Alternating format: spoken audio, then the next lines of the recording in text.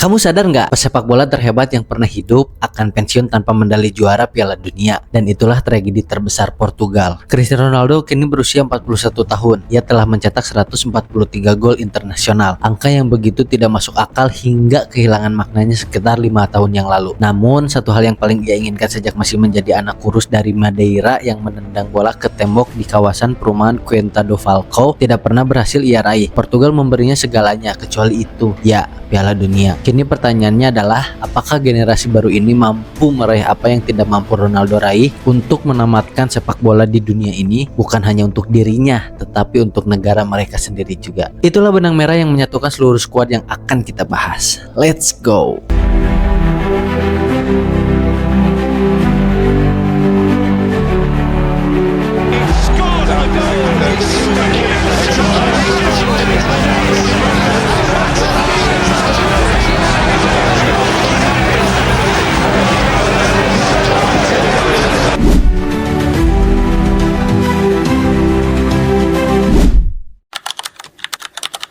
Diego Costa berusia 26 tahun. Ia bermain untuk Porto. Dalam adu penalti, ia telah melakukan hal-hal yang hampir mustahil dilakukan seorang penjaga gawang. Ia memiliki kemampuan membaca permainan yang luar biasa hingga membuatnya terasa jauh lebih matang dari usianya. Tidak mencolok, hanya sangat baik dalam diam. Di belakang lini pertahanan, ia bahkan tipe kiper yang membuat sebuah tim terasa kokoh bahkan sebelum bola pertama ditendang. Pertahanan adalah area yang secara historis sering menjadi titik lemah Portugal. Namun saat ini, Ruben Dias adalah jangkar dari semuanya. Ia memenangkan banyak Liga Premier bersama Manchester City. Dalam satu periode, ia dianggap sebagai bek tengah terbaik di dunia tanpa banyak perdebatan. Ruben Dias tidak hanya bertahan, ia mengatur, ia menuntut, ia membuat 10 pemain di sekelilingnya menjadi lebih baik hanya melalui standar tinggi yang ia tetapkan. Di sampingnya, posisi bek tengah masih belum benar-benar pasti. Mengejutkan banyak pihak di Portugal, Antonio Silva tidak masuk dalam skuad, sebuah keputusan yang hampir tidak diprediksi siapapun. Sebagai gantinya, Roberto Martinez tampaknya akan mempercayakan posisi tersebut kepada Gonzalo Inacio dari Sporting, pemain yang tenang dan matang jauh melampaui usianya. Atau mungkin Renato Veiga yang telah membuktikan kualitasnya dalam peran tersebut. Bagaimanapun juga, ini adalah perjudian yang bisa menentukan seluruh perjalanan Portugal di turnamen ini. Lalu ada Joao Cancelo, kembali menjadi perbincangan, kembali menemukan performa terbaiknya, kembali melakukan apa yang selama ini menjadi keahliannya. Ia sempat terpuruk konfliknya dengan Manchester City, masa peminjamannya di Barcelona, dan ketidakpastian yang menyelimuti masa depannya. Namun kini ia kembali bermain di Barcelona, dan ketika Cancelo mengenakan seragam Portugal, ia berubah menjadi sosok yang berbeda sepenuhnya. Ada sesuatu dari jersey itu yang seolah mengeluarkan versi terbaiknya. Ia terus maju, menyerang layaknya seorang winger yang kebetulan mengenakan nomor punggung back. Kemampuan teknisnya di ruang sempit sangat luar biasa, dan itu memberikan Portugal sisi kanan yang mampu melukai lawan bahkan sebelum bola mencapai para penyerang. Saat berada dalam performa terbaiknya, ia adalah salah satu bek sayap paling lengkap di dunia. Lalu di sisi kiri ada Nuno Mendes yang menjadi cerminan sempurnanya. Saat ini bisa dibilang dia merupakan bek kiri terbaik di dunia, dan tidak banyak lagi yang perlu dijelaskan. Semua orang sudah mengetahui kualitasnya. Pemenang Liga Champions 2 kali, mematikan saat menyerang, dan nyaris sempurna secara teknik. Itulah sepasang bek sayap yang sesungguhnya. Bukan sekedar pemain bertahan, mereka adalah senjata. Masalah paling indah baru kita akan bahas. Terlalu banyak gelandang berkualitas. Sekarang, mari berbicara tentang lini tengah. Disinilah segalanya menjadi rumit, dan kata rumit memang sangat tepat karena coba perhatikan nama yang tidak ada di sana. Joao Palhinha, tidak ada Palhinha, tidak ada penghancur permainan lawan, tidak ada jangkar fisik di lini tengah, tidak ada gelandang yang membuat lawan merasa seperti menabrak tembok setiap kali mencoba menyerang. Peran itu, peran yang jelas, peran kotor, perang yang tak tergantikan. Kali ini Roberto Martinez tidak mengisinya dengan pemain yang paling cocok menjalankannya, dan hal itu mengubah seluruh teka-teki tim. Kenapa tanpa Palhinha? Pertanyaannya bukan lagi siapa yang cocok bermain di samping sang penghancur. Pertanyaannya adalah, apakah Portugal masih memiliki seorang penghancur? Lihat siapa saja yang ada di bawahnya. Vitinha, Bruno Fernandes, Bernardo Silva, João Neves, Ruben Neves, Samuel Costa. Ada 6 nama, dan kualitas yang mereka miliki sungguh luar biasa. Namun ada juga sebuah garis pemisah yang sangat jelas. João Neves baru berusia 21 tahun, tetapi sudah terlihat seperti detak jantung sepak bola Portugal untuk 10 tahun ke depan. Apa yang ia lakukan di PSG adalah mengendalikan permainan. kendali yang murni, tenang, cerdas. Ia membaca pertandingan seperti seorang yang telah bermain selama 2 dekade. Ia tidak panik, ia tidak salah mengoper di bawah tekanan, dan ia jarang melakukan sesuatu yang spektakuler. Justru itulah yang membuatnya begitu istimewa, dan inilah kenyataannya. Kini sangat sulit untuk mengabaikan João Neves. Namun belum lama berselang, ia bahkan belum memiliki tempat utama yang terjamin di tim nasional Portugal. Roberto Martinez begitu bertekad untuk menemukan cara memasukkannya ke dalam tim, dan itu sudah menjelaskan segalanya.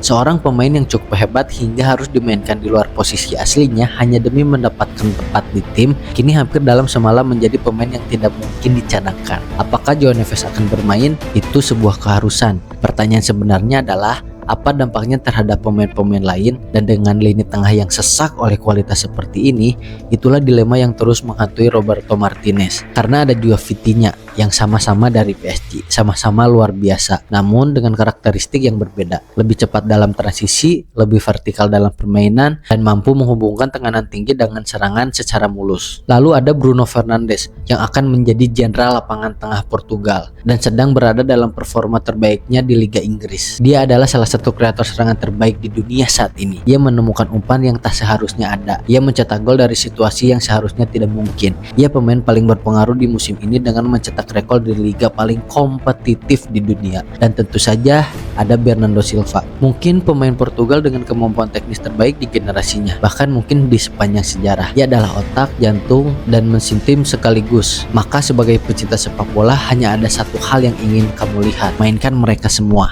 João Neves, Vitinha, Bruno Fernandes, Bernardo Silva. 4 otak, 4 pasang kaki yang hampir tidak pernah kehilangan bola. Lini tengah yang mampu membuat lawan perlahan-lahan frustasi hanya melalui sirkulasi bola. Di atas kertas, kombinasi itu terlihat indah. Itulah susunan yang akan dipilih jika keseimbangan tim hanyalah kemewahan yang bisa diabaikan. Siapa yang menurut kalian akan menjadi starter? By the way, buat kalian yang belum subscribe, jangan lupa tekan tombol subscribe di bawah. Di posisi ini adalah jenis sakit kepala yang berbeda bagi Martinez. João Felix kini mencetak gol bersama Al Nassr, bermain berdampingan dengan Cristiano Ronaldo di Arab Saudi. Sebuah kalimat yang bisa dianggap paling mengejutkan dalam sepak bola, atau justru paling masuk akal, tergantung dari sudut pandang kamu. Di sana ia menemukan kembali sesuatu yang sempat hilang, kegembiraan bermain tanpa tekanan, kepercayaan diri yang muncul karena rutin mencetak gol, pergerakan bebas dan sulit ditebak yang dulu membuatnya dihargai hingga 126 juta euro. Ia kembali. Ia benar-benar kembali. Namun pertanyaannya adalah, apakah performa itu bisa diterjemahkan ke level tim nasional? Apakah Martinez mempercayainya? Di sisi lain ada Rafael Leão yang tetap menjadi pemain paling menakutkan dalam skuad Portugal. Pada malam-malam terbaiknya di San Siro, saat menerima bola di sisi kiri lalu mulai berlari, para bek sayap lawan seolah berhenti eksis. Jangan lupa Pedro Neto yang menawarkan ancaman yang berbeda. Cerdas, tak kenal lelah, selalu bergerak. Francisco Conceição juga menunjukkan beberapa penampilan bersama Juventus yang mengindikasikan bahwa ia siap menghadapi turnamen besar. Lalu ada Trincao, masih memiliki kemampuan teknik luar biasa, masih menunggu seseorang benar-benar memberikan kepercayaan penuh kepadanya. 5 opsi penyerang untuk 2 posisi sayap, dan Martinez tidak mungkin memilih semuanya sekaligus. Rafael Leão di sisi kiri terasa hampir tidak tergantikan karena sedang berada dalam performa terbaiknya. Namun posisi di sisi kanan benar-benar masih terbuka. Pedro Neto memiliki etos kerja yang biasanya sangat disukai Martinez. Conceição menawarkan permainan yang lebih langsung. João Felix menghadirkan unsur ketidakpastian yang sulit ditebak lawan. Tidak ada satupun yang menjadi jawaban mutlak, yang berarti Martinez akan terus melakukan rotasi, terus bereksperimen, dan kemungkinan besar tetap akan mendapat kritik apapun keputusan yang diambilnya. Bahkan bisa saja ia belum benar-benar menentukan pilihan utama hingga babak gugur dimulai. Ketidakpastian itu bukanlah kelemahan jika dikelola dengan benar. Dalam sepak bola internasional, kedalaman skuad adalah mata uang yang sangat-sangat berharga, dan Portugal adalah salah satu negara paling kaya akan hal itu. Pertanyaannya adalah, apakah Roberto Martinez mampu memanfaatkan kekayaan itu dengan bijak, atau justru terjebak dalam terlalu banyaknya pilihan dan terlalu sedikit kejelasan ketika tekanan babak gugur mulai datang. Selalu hampir berhasil. Itulah kisah Portugal di Piala Dunia, sebuah cerita tentang hampir, ditulis dengan tulisan tangan paling indah yang pernah Anda lihat. Piala Dunia 2006, turnamen terakhir Luis Figo. Deco sedang di puncak performanya, Cristiano Ronaldo muda yang mulai menunjukkan kehebatannya, dan mereka finish di posisi keempat setelah kalah dari Prancis di semifinal. Posisi keempat. Generasi emas pensiun tanpa pernah merasakan final Piala Dunia. Lalu datang era Cristiano Ronaldo. Selama 15 tahun, ia memikul mimpi itu hampir seorang diri. Tahun 2010 disingkirkan Spanyol. Tahun 2014 bencana, kartu merah Pepe, hat-trick Muller. Tahun 2018 hat-trick ikonik Ronaldo melawan Spanyol di fase grup. Muncul perasaan bahwa kali ini, pasti kali ini. Namun yang datang justru Uruguay. Hat-trick itu tidak menjadi apapun. Kemudian tahun 2022 babak perempat final, Maroko menjadi negara Afrika pertama yang mencapai semifinal Piala Dunia, dan Ronaldo berada di bangku cadangan, masuk ke lapangan lalu meninggalkan lapangan dengan air mata. Ia telah memberikan segalanya, tetapi itu tetap tidak cukup. Itulah beban emosional yang kini berada di pundak skuad Portugal. Bukan sebuah beban, melainkan sebuah utang sejarah, sebuah generasi yang tidak memiliki apapun untuk dibuktikan, tetapi memiliki segalanya untuk dimenangkan. Dan inilah yang berbeda kali ini. Generasi baru ini tidak tumbuh dengan menyaksikan Ronaldo memenangkan berbagai gelar bersama Portugal. Mereka tumbuh dengan menyaksikan Ronaldo mencoba, gagal, lalu mencoba lagi. Dan dari sana mereka belajar satu hal penting. Kejeniusan individu saja tidak cukup. Mereka melihat Bernardo Silva memenangkan segalanya bersama Manchester City sebagai bagian dari sebuah sistem yang sempurna. Mereka melihat Ruben Dias berkembang menjadi pemimpin melalui tanggung jawab kolektif. Mereka menyerap gagasan baru tentang seperti apa sepak bola Portugal seharusnya dimainkan. Tidak ada satu wajah tunggal yang mendefinisikan tim ini seperti dulu ketika ada Eusebio atau Figo, bahkan Ronaldo. Dulu hal ini terasa seperti kelemahan, sekarang justru terasa seperti evolusi. Karena kisah utama Portugal saat ini bukan tentang satu pemain, melainkan tentang seluruh skuad. Bernardo Silva memainkan sepak bola terbaik dalam hidupnya.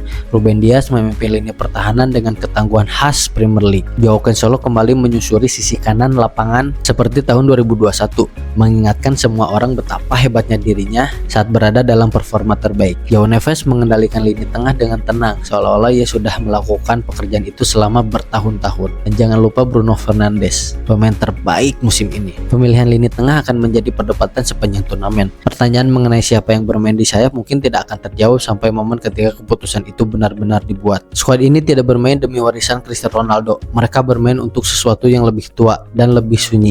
Untuk generasi 1966 yang harus menunggu 2 dekade hanya untuk kembali ke Piala Dunia. Untuk generasi emas yang memberikan segalanya namun tidak pernah mendapatkan trofi yang paling mereka impikan. Dan untuk anak-anak yang tumbuh di jalan-jalan Braga, Lisbon, Madeira dengan keyakinan bahwa suatu hari nanti hal itu akan benar-benar terjadi. Suatu saat nanti dalam sebuah pertandingan penentuan di babak tambahan waktu dengan tekanan yang lebih berat daripada apapun, Joao Neves akan menerima bola di lini tengah, lalu memainkan umpan sederhana, umpan yang tepat tanpa rasa takut, dan mungkin tepat di momen itulah segalanya berubah.